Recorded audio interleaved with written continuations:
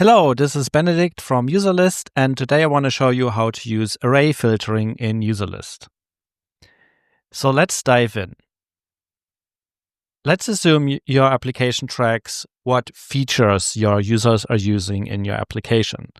When you send that data in, it might look like something like this, where you send a custom property called features, and then you pass a list of feature names that they are actively using or that are actively enabled on their account. In this example, it's just a list of names. For example, this particular user is using the albums feature, the retouch feature, the export feature, and the photos feature.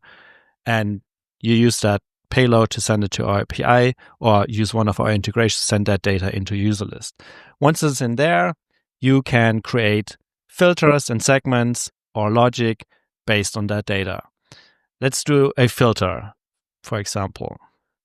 We click on Add Filters, and then we select a user property, select features, and then we have a couple of options. For one, we can check if there is any, if there are none, or where it gets interesting is here, you can do a contains filter, and then we can check, for example, and show everyone who uses the feature retouch. So we enter retouch in here, click apply, and then we filter based on this.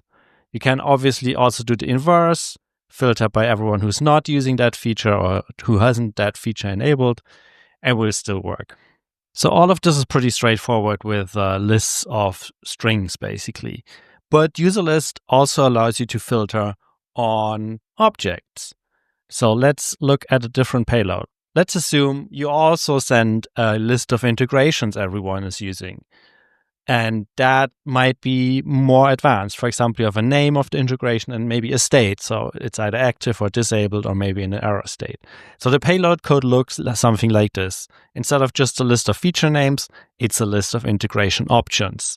So in here, list of integrations and then the name and the state. You can, again, send that via the API or via one of our integrations, send it into Userlist, the data is there, and then let's look at how to filter based on that.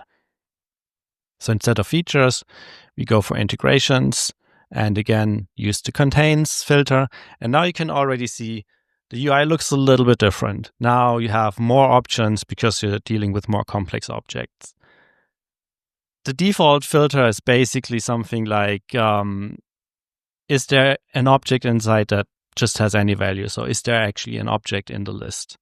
If you click here, you can see there's three properties. One is the star property, which means the current item itself, for example, the entire object, and is that present or not? That's one thing.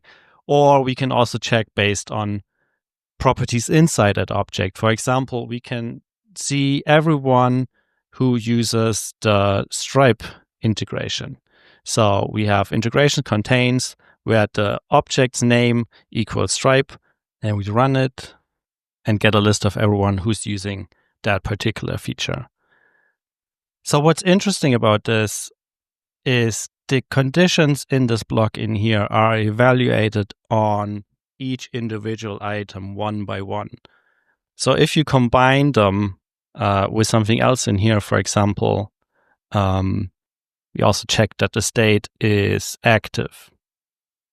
That means there has to be an object in there where the name is Stripe and the state is active. If there's any other object in there where the state is active but its name is not Stripe, that would not match this. So these conditions are evaluated on every individual object. If you want to check that someone has multiple integrations enabled, you'd have to create another condition that's basically the same concept and check that, for example, they have the WordPress integration enabled and the state is also active. If you run this, we see there's a couple who have this condition and match this condition.